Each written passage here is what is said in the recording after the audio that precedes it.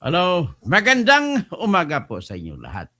Ating umpisahan ang maganda at makabuluhan na ating vlogging sa ngayon. At I did it my best for this episode. I didn't do anything else except for the preparation for doing this. Pero bago ang lahat, nais ko muna bigyan kayo ng isang sonata na aking ginawa para kay Sara Duterte. Sara, Sara, wala nang iba. Sara, Sara lang pag-asa. Sara, Sara, siya lang makapakulong. Mga kontraktor ubusin niya. Si BBM Sandro ikulong niya. Si Tamba Zaldi ikulong niya. Tapang at malasakit ibalik, para bayan ay manahimik.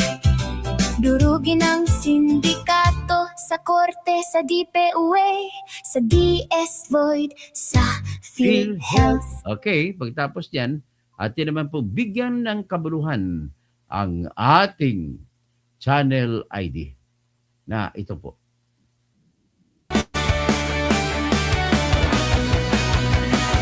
Sa Pilipinas, kilala ang tindi.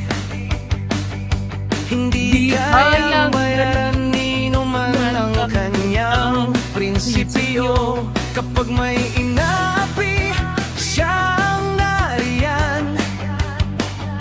Kapag may bayaran, siya ang hadlang. Hindi siya tiklop sa pananakot ng iilan. Hindi siya alila ng sino mang mayaman. Kung ang kapangyarihan nila ay inaabuso, hinahawi niya yan mano-mano. Kapag ang taong bayan ang nasasakal, siya ang unang sumusugot, tumatagal. Hindi perang sukatan ng halaga, kundi kung sino ang lumalaban para sa masa. Toto kasing tirador, toto kasing tirador. Kakapi ng naaapi, kalaban ng sakim na mandarambong. Toto kasing tirador, toto kasing tirador. Hindi kayang bilhin ang puso niyang matibay.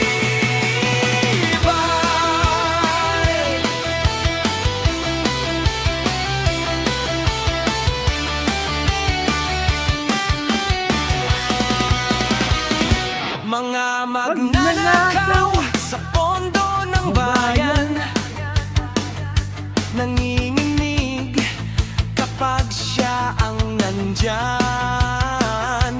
Bawat piso, bawat sentimo, kailangang sagutin sa mata ng tao.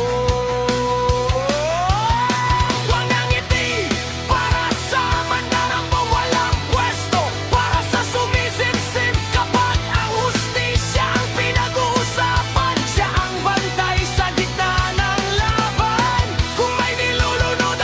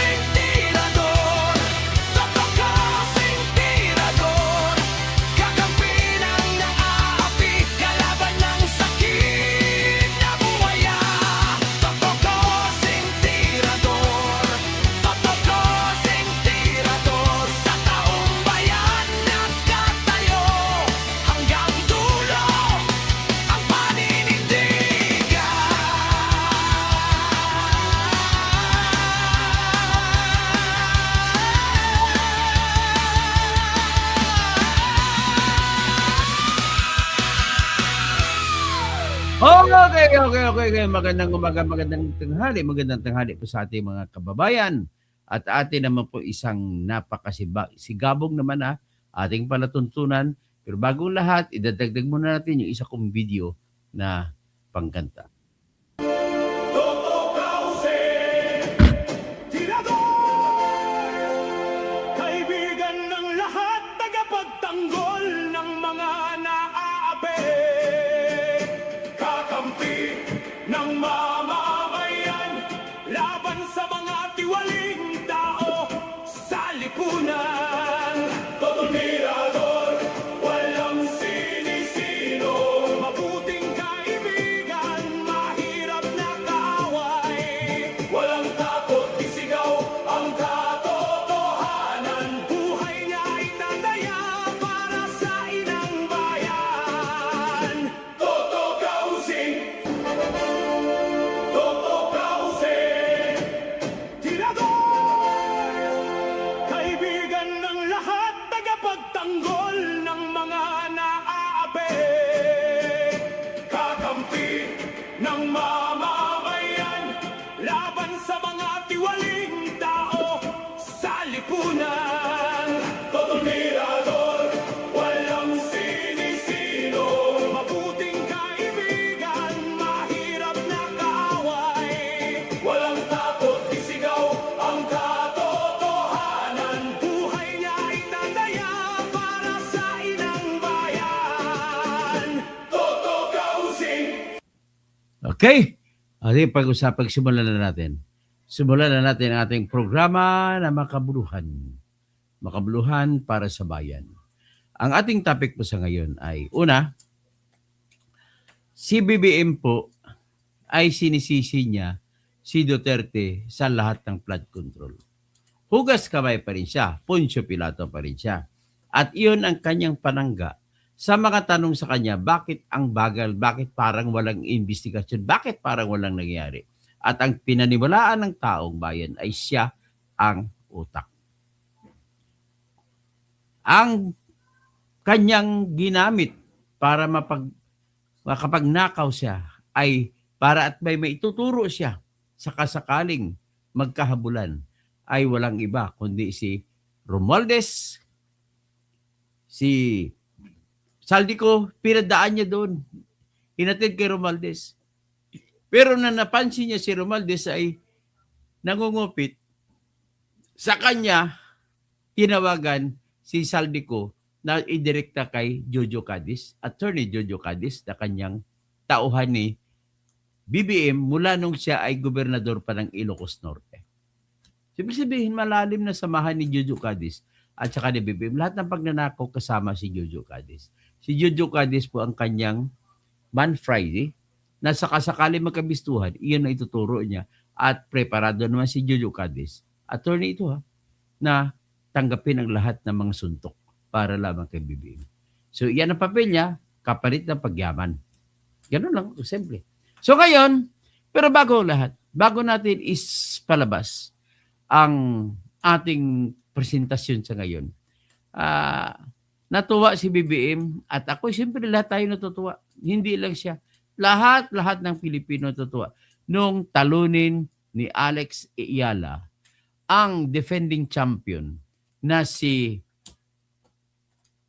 Iga Swiatek. Ngayon, ang tatanggalin natin, ang kailangan talunin natin, ang talunin dapat ni Alex Eala ay hindi lang si Iga Swiatek. Dapat talunin si Bangag Swiatek. Putsak ina. Hindi yan paratang Aldred Pondevilla. Masikisikip ng dibdib mo. Marami pong ebidensya na si BBM na paborito mo ang nagnakaw. Ang natataka lamang ako sa mga Ilocano na iba, bakit sinasamba nyo yan? Nagnanakaw, sinisiraan ng lahi ng mga Ilocano, magnanakaw siya tapos isang kalang mga Ilocano. Hindi naman yan, ang alam ko, si Ferdinand Marcos ay inchik yan, tsuwa. Hindi Ilocano. Sabi Singson, hindi Ilocano yan. Dugong magnanakaw yan. O, di ba?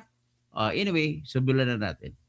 Ito po, ipakita muna natin yung yung laro ni yung naging laro ni ni Alex Yala. So ito i-present muna natin na kung saan siya ay pinuri ni BBM.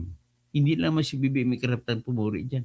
Hoy, ang panalo ni Yala ay sa kanyang papagpakita na lahat ng mga extreme na kailangan mo sa sarili mo preparasyon, wala pong daya yan. Hindi kagaya sa iyo naman mandaraya, magnanakaw, ginagamit mo mga panangkalan. Yung mga congressmen, hinayaan mo magnakaw para may panabon ka. May panakipbutas ka. Ha, BBM? Ganun lang ho, kasimple yan, BBM. You are fooling the people. Kaya nga ang mahirap sa iyo ay mahirap ka rin. Ang dami mo kasi mga Man Fridays na gumagawa ng diskarte para masalag mo ang lahat ng mga akusasyon sa iyo. Pero hindi rin nakakawala. Negative 15 ka yung pinakahuli na survey sa kung ilan ang tiwala, anong tiwala ng Pilipino sa iyo. Negative 15 ka. Huwag mo na pagkakailan, dapat ka mag-resign ka na, putang ina ka, punyeta ka talaga. Ikaw lang pasalot sa bayan eh. Dami-dami na ngayon nagsasara ng mga negosyo dahil sa iyo, dahil sa hindi ka man magaling mag-handle ng Iran crisis. O ito, pakitingnan natin siya, no? Si Alex Yala.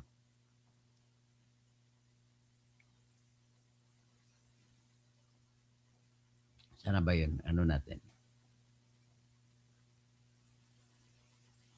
Ito. Okay.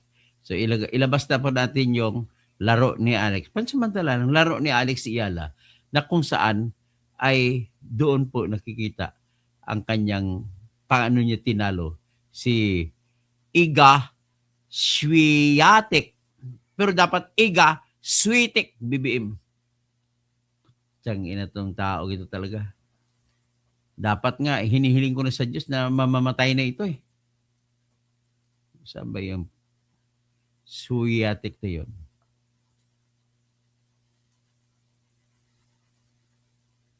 Yan.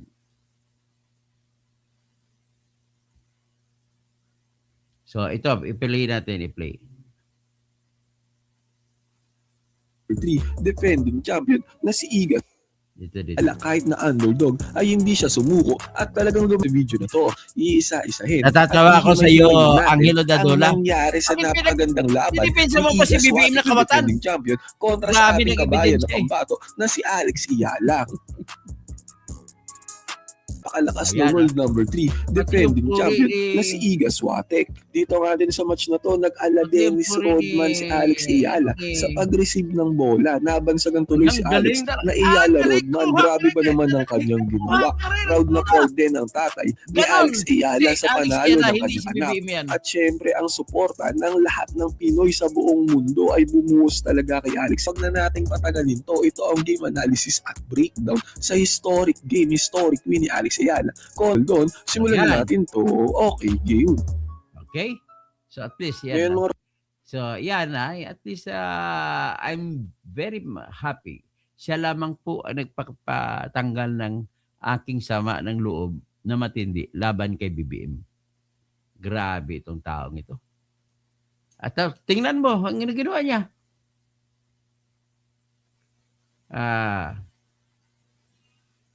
Pinuri pa nung mga ginagawa niya. Bulok talaga tong gagong ito. Pero ito na nga ikuha natin. Ibanat natin dito yung mas maganda siguro dito. Ito yung ay nako. Ito si BBM. Kapihan with the media. Pinuri niya si pumapalakpak siya kay. Pero hindi pakita ko muna yung matinding laro talaga ni Iyala. Ito lang pagkatanggal ng sakit ng sama ng loob natin. May isa pang video. Okay?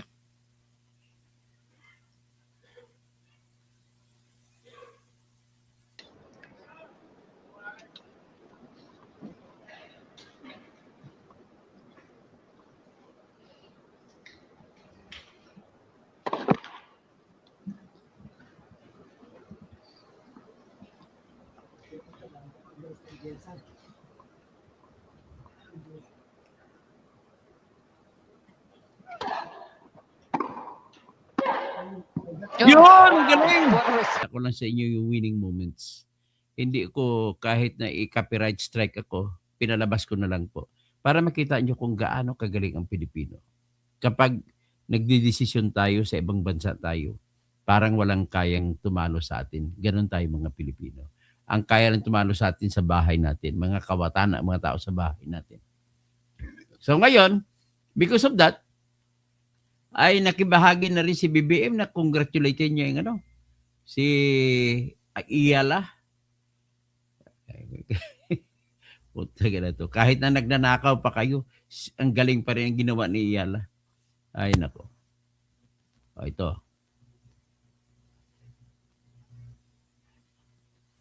Saan ba yun? What am I living for? Is not for you. What am I living for? Is not for you. Ito. Tingnan natin si Bongbong Morning, Marcos. President. Hello, good morning. Good morning, members of the Malacanang Press Corps. We'll have a statement. The President will read the statement first, and then we'll proceed with your questions. Yan. Babatiin Before I mo make si my- Iyala. Before I make my statement on the trip, napanood niyo ba si Alex Ella kanina? Sabi ni Mary Ann Carbon, 23 lang viewers mo. Ah? She really is she's becoming a true inspiration, especially for Buti younger nagdagdag people, ka. mga younger Filipinos. At iluwi mo, meron na tayong player, babae pa, na nanalo ng third round sa Wimbledon. It's not the tennis does not operate at a higher level than Wimbledon. So she's really world class na talaga. She's terrific. If you remember when she first started winning, isa pa lang, she's just getting started. Well, you can see, turns out I was right. She's just getting started. Marami pang ibubuhay yung bata natin. Really, I caught the last set kanina umaga, and it was a great result. Great result. Congratulations, Alex. Keep it up. We're all big here. The whole Filipino nation is cheering you on. At we know that you are fighting or making proud and Okay. bringing luster and honor to the Philippines. Yes. Keep going, keep going, keep going. We are behind you. All right. Let me Yan. Tatanggalin na natin yan. What he did is bullshit. So, ito ngayon, Hello, guys! pagdating ni Marcos sa Pilipinas, nagkaroon siya ng press conference. Hinarap niya po ang mainstream media. Pero yung mga social media, hindi niya hinarap. Pero hinarap niya yung mga mainstream media. Ito po. Tinanong siya ni Ivan Merina ng GMA7. Ayan, si Ivan Merina. doing it. We're still working on it. As I said, the more we look, the more we investigate, the more we find. And this is I think, I mean, you're all experienced journalists. You know this is a deep-seated system of corruption that requires not only structural changes in the way government is run, in the way the budget is written, but also a change in attitude, of within government, where to take I mean, they put all kinds of nice words, rebate, kickback yan. Wala nang kickback sa tunay na salita. Okay na para sa iba, okay sa karap. Guys, saglit. Please don't disturb.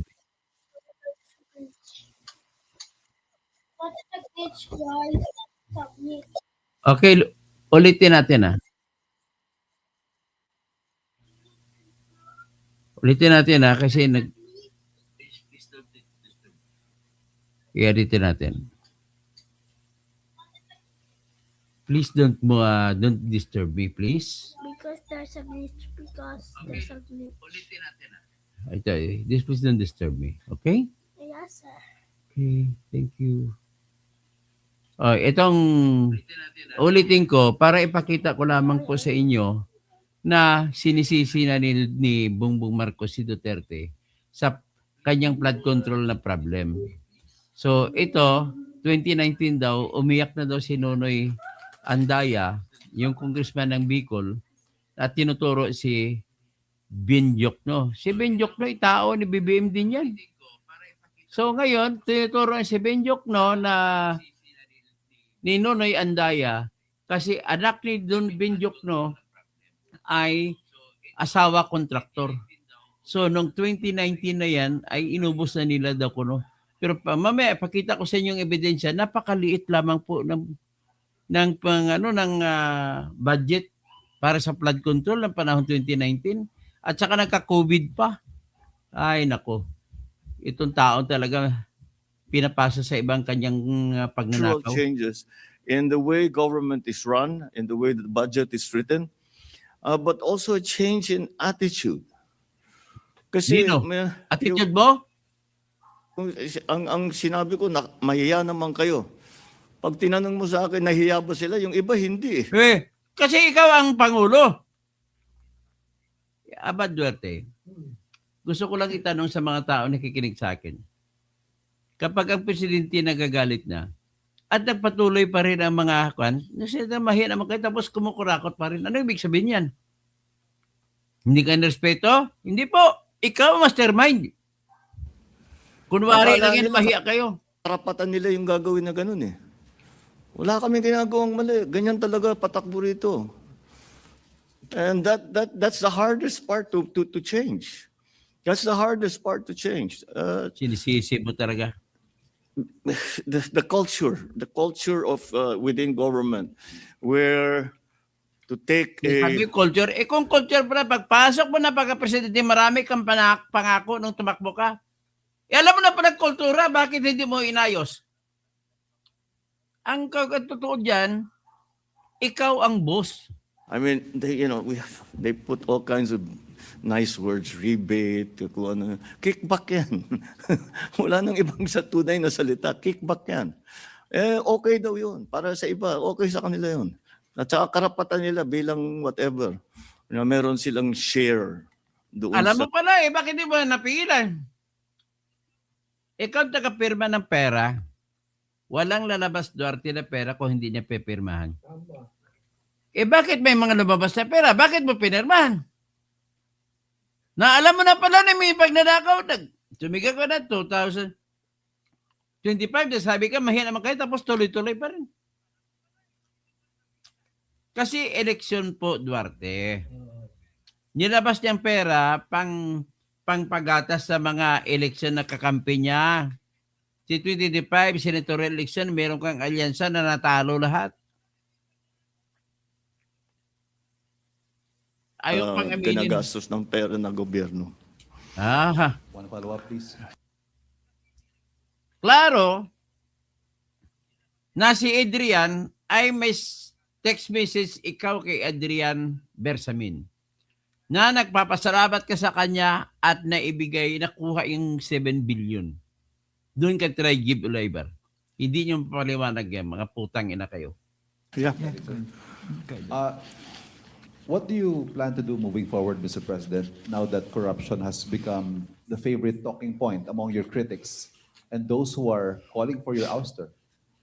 My answer? My ouster. My ouster? Yes. Binabalik po nila sa inyo ito. From critics. Yeah. Ano, kung hindi ko sinabi yung sinabi ko sa SONA, wala tayong pinag-uusapan na ganito. I am the one who exposed all of this. Nag-expose. Inunahan mo lang kasi mabibisto na kasi hindi na inuuka na ng mga mga project flood control projects mo. I'm the one I'm the only one that has started to do anything about this. Bakit? Style mo lang yun. Para palabasin mo, kunwari, wala kang kinalaman. Tandaan mo, BBM. Yung mga taong yan, nasa baba mo. Hindi gagalaw yan kung wala kang order, kung wala kang pagpayag. Lahat yan ay pera ginamit ng pamahalaan. At lahat yan ay hindi lalabas ang pera kung hindi mo pinirmahan. Nagkiklaim ka na alam na mula pa ng 2024 na SUNA, nagmamayabang ka dang may 5,500 ka na flood control projects. Tapos isang linggo matapos ka magsuna, bubaha ng bagyong Christine sa Bicol. Na-expose ang lahat. Doon pa lang alam mo na. At bakit 2025 ka na lang mag-iyak? Style mo, drama po lahat yan. Hindi kami mga bubo para hindi namin malaman ang lahat. Unang-una, paano may paliwanag na lumabas ang lahat ng budget sa flood control project na ikaw naman ang pumipirma ng pera? Pangalawa, paano nagkaroon ng project control, flood control projects sa budget natin na ikaw naman pumipirma ng budget kung aprobahan o hindi? At ang lahat na sinasalang sa bagong pinirmahan ay inayos nila ni Tambaluslos, ni Chis Escudero, kasama si Saldico, kasama si Angara, ang chairman ng Finance Committee ng Senate, na pinalitan siya ni Grispo. Lahat yung mga yan, mga kurakot mga yan. Bakit hinayaan mo sila lahat? Kasi malaki ang party mo. Sila, may karoon ng party at gagawin mo sila na tinatawag na panakip. Butas na lang ako. Ay, nako talaga. Magaling ka talaga sa panikip butas. Ang mga nakaraang ba na Pangulo, may nakita ba kayong ginawang ganon? Meron ba silang kinulong? Meron ba silang finos? Panahon ni Noy, daming kinulong. Finish na account? Meron ba silang mga investigasyon na ginawa? Wala. Panahon ni Noy, maraming investigasyon. Putang ina ka, paano mo ipimbestigahan sarili mo? Yan problema sa'yo. Bumuo ka ng ICI, infrastructure, construction, tapos pinatigil mo kasi nauka na, nagkikita na kung sino ang mastermind. Tapos, nakokontrol mo si Ping Lacson, 9 na buwan na inupuan ang Blue Ribbon Committee, walang investigasyon. Kaya putsang ina ka talaga, sinungaling ka numero 1. Talaga. Sa akin lang.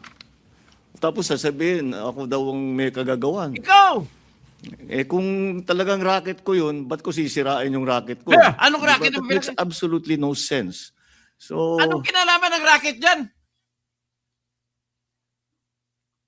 Racket na racket ha, yung kickback, hindi racket na sa tennis. Nagsalita ng racket kasi si Iya lang ang sikat. Ay, nako. Ang logic mo napakalayo. Mr. President, selective justice. Parang ma-high blood, oh. Kita niyo, parang ma-high blood siya.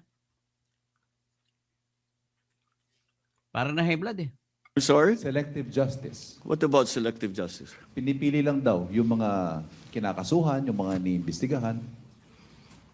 No, from the time Ba't si Romualdez hindi pa nakasuhan? that we formed the independent commission, sinabi ko, we'll just follow the evidence. And that's Bakit mo tinapos, hindi mo na pinalawig ang independent commission mo? Kasi nahuhuli na si Sandro, nahuli ka na. Kunwari ka pa. Ginagawa mo kunwari, naggumawa ka ng independent commission tapos hindi naman natuloy. we will continue to do that. Thank you, Mr. President. The next question from Kathy. Pukulong na Valiente of pagsisara Manila ng Times. presidente. Good morning, Mr. President. Yeah. Mr. President, the Senate Impeachment Court will begin for the impeachment trial of Vice President Sara. As a former senator judge, do you think po the accused should attend the trial? Ay, wala. Hindi na natin pagpakialaman yung mga question na yan. Mamaya ko na i-vlog yan.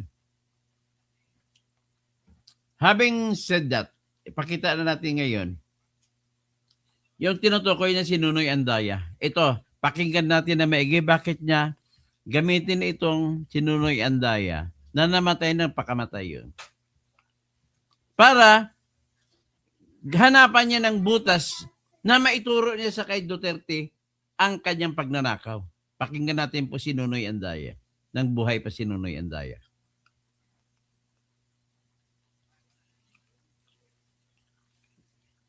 Ito po si Nunoy Andaya. Nagrereklamo, tinuturo si Ben Jokno at ang anak ni Ben Jokno na kasabwat sa paghanap, paghagilap, pagkukuha, pagkupo ng mga proyekto ng panahon na yun. 2019, hindi pa pumasok ang COVID.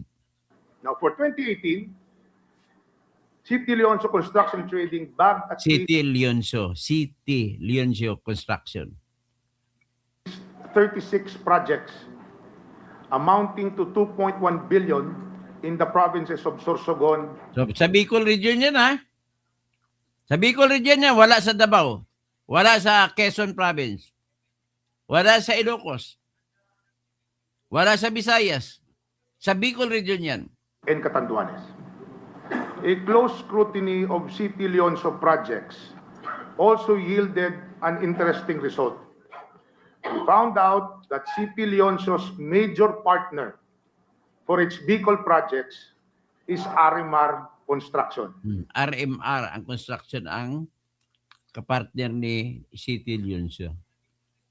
Sito yung RMR. Yan po yung korporasyon ng anak ni Ben Jokno. In fact, almost one-third of City Leonso's total projects in Catanduanes and Sorsogon, 550 million out of the 1.5 billion, found their way to Arimar Construction. Sino si RMR? Who then owns Arimar Construction? Its biggest stockholder is Jose Edwin Hamor, the incumbent mayor of Casiguran Town. Other incorporators Siguro na ba, Quezon? are Maria Mines Hamor, Martin Aber Sikat, Maria Carisma Sikat, Romeo Sikat Jr., and Edmond Bautista. Now, who is Romeo Sikat Jr.?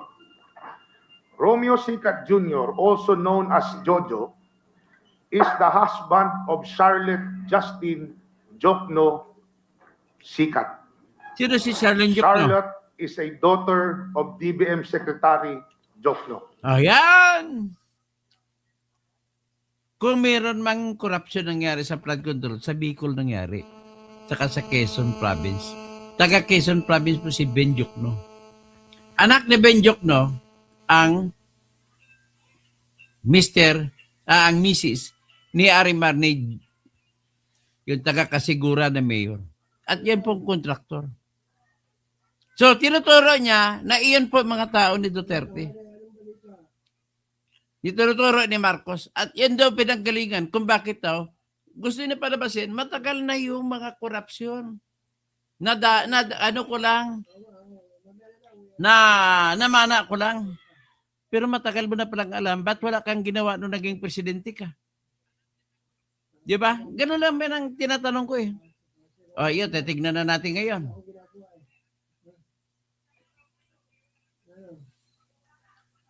Tingnan na natin ngayon. Balikan natin ang nakaraan.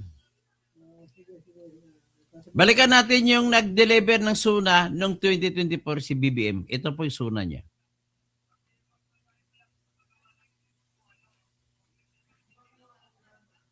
Ito yan. Ano bang sinabi niya? Banggitin niya. Pakinggan niyo. Ang ating malawakang paghahanda at ang ating pagiging mulat at listo sa anumang oras. Bilang pangunahing paghahanda, nagtatayo tayo ng mga mahalagang infrastruktura na magsisilbing proteksyon at sentro ng koordinasyon, lalo na sa aspeto ng paghahatid tulong. Within the past 2 years, almost 100 evacuation centers have already been built. While in January of this year, we started the operations of our Disaster Response Command Center, which shall serve as a central hub for the government's disaster response efforts.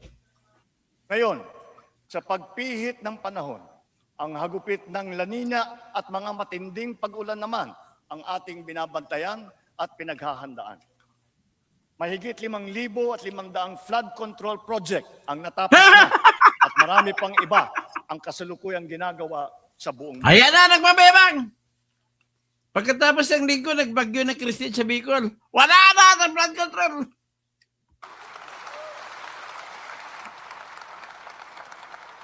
Isa na rito ay ang Flood Risk Management Project sa Cagayan de Oro River na magbibigay ng pangmatagalang proteksyon sa mahigit 600 ektarya ng lupa at 60,000 nating mga kababayan. Palakpak to si Buno, ano? Tsaka si Sani Angara. Utak din ito na kasi Finance Committee Chairman. Siya rin nagsingit ng mga project sa mga flood control.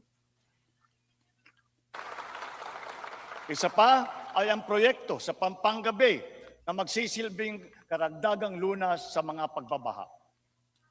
Noong Enero, inilunsad natin ang kalinisan sa Bagong Pilipinas, kung saan pinakilos natin ang ating mga barangay upang maglinis sa kani-kanilang komunidad. Sa 5 buwan lamang, mahigit 40,000 tonelada ng basura ang nakolekta ng mahigit 22,000 mga barangay sa buong bansa. Ano masinisi sa basurang baha? Nakaputang na para hindi na mahuli. Inaasahan ko ang tuloy-tuloy na suporta ng mga lokal na pamahalaan sa paglilinis ng ating pamayanan. Bilang halimbawa rin dito sa Maynila, nagsimula na ang malawakan pagtutulungan upang bigyang buhay muli ang Ilog Pasig. Parang ayaw pa manakpak ni, As we enter the ni midterm, Gloria Arroyo. our infrastructure development remains sustained, strategic, and on schedule.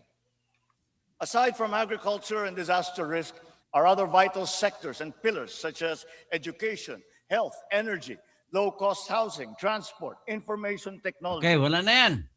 Yan, tandaan niyo po, yan ang sinabi niya noong 2024. Matanda natin na bumaha. Pagtapos ang linggo na yan, napuno ng tubig, bumaha sa Bicol. Nawasak na at pati Batangas damay. At pati mga distrito ni Jerby Luistro, bumaha. Maraming namatay sa distrito ni Jerby Luistro. Grabe. Ang daming Batanggenyong namatay doon.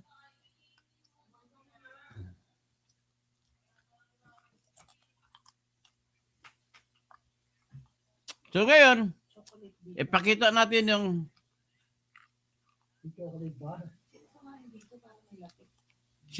si Wish. Ngayon, may nakita talaga siya ng pagsisisihan ng buntong na hindi sa kanya mapupunta. Pakinggan naman natin yung episode ng kanyang suna na kung saan Duarte ay sumigaw siya, "Mahiya naman kayo!" Tinuturo niya na iyan po ang katibayan na siya ay hindi kurap. So bakit mo sabihin hindi ka kurap? Pakinggan natin. Sariwain natin. Nag-inspeksyon ako sa naging epekto ng habagat ng bagyong Krising, Dante at Emong. Kitang-kita ko na maraming proyekto para sa flood control ay palpak at gumuho. At yung iba, guni-guni lang. Di ba, 2024? Nagbabayabang siya may 5,500 na flood control project. Tapos sa ngayon sabihin niya, may guni-guni lang daw. Huwag na po tayo magkunwari. Alam naman ng buong madla. Huwag na tayo kasama ka dyan. Na nagkakaraket sa mga proyekto.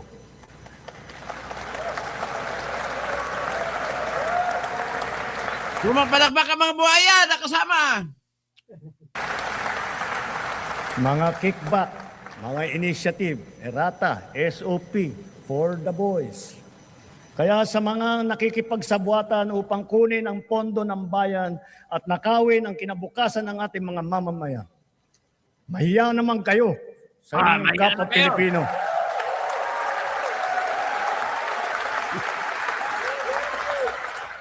Tumatayo pang iba, mga buhaya, tumatayo pa. Mahiya naman kayo sa mga kabahayan nating naanod o nalubog sa mga pagbaha.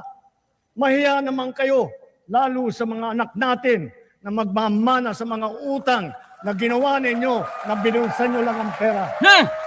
Ikaw, pinakamarami na bulsa. Kinasabot mo lang mga yan para may tuturong iba.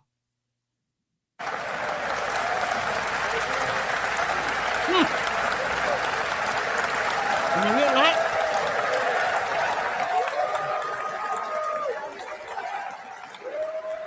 hindi. Maraming tumayo, Duterte. Ito, napansin niyo ba? Una, may tumayo isa. Tumayo dalawa. Tumayo tatlo. Parang hindi pa rin nakandi. Unti-unti tumayo sila lahat. Ibig sabihin, tinamaan.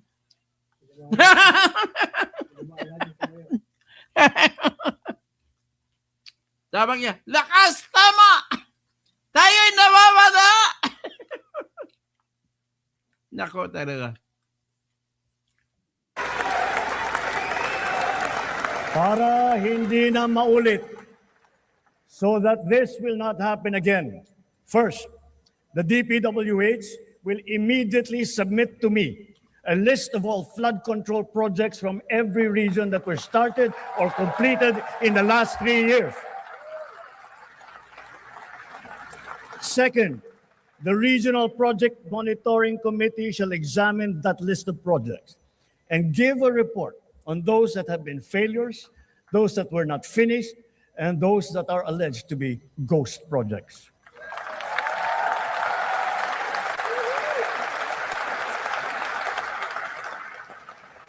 And third, we will publish this list. Ano nangyari? Isa sa publiko natin ang listahang ito. Kaya ang publiko na saksi sa mga proyektong ito ay malayang suriin ang listahan at magbahagi ng kanilang nalalaman para makatulong sa ating investigasyon. Ano nangyari? At the same time, there will be an audit and performance review regarding these projects to check, to make sure, and to know how your money was spent. I-check pa lang. Ibig sabihin sa oras na yun, hindi pa niya alam. Ano pa? I-check pa lang? Sa mga Pumapadakpak susunod si na Gigi Suarez, oh. Si Lord Swan, hindi rin pumapadakpak. Tatamaan.